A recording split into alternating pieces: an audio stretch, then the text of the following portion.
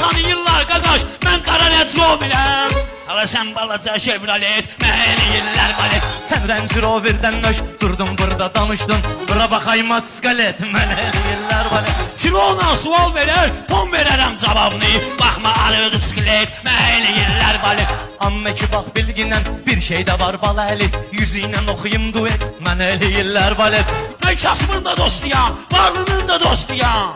Ala pula ki etmirəm jilet, mən eləyirlər balet. Sen bala əli flaşqa, YouTube vaxtına düşdün. Bu kənddə doludur kaset, mən eləyirlər balet. Mən sözün plavyotu, mən sözün avtomatıyam.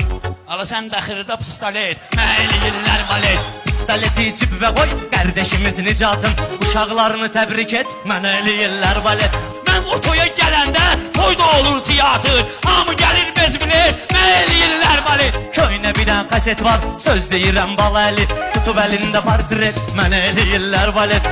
Mənə zamanın elçini, Beşər babası deyirlər. Mən onlara vururam çilet, mən eləyirlər balet. Musikalli meyxanəni çoxları başlayıbdı.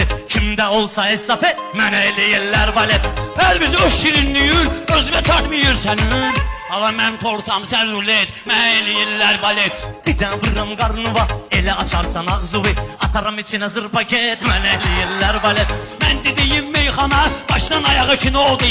Mən başlı olam, sən sujet, mən eləyirlər balet. Maçdağa bülbül əlini ömrü boyu istəyib. Ayadına razı cilet, mən eləyirlər balet. Belədir ki oğlanlığım, təmizli köynək kimi.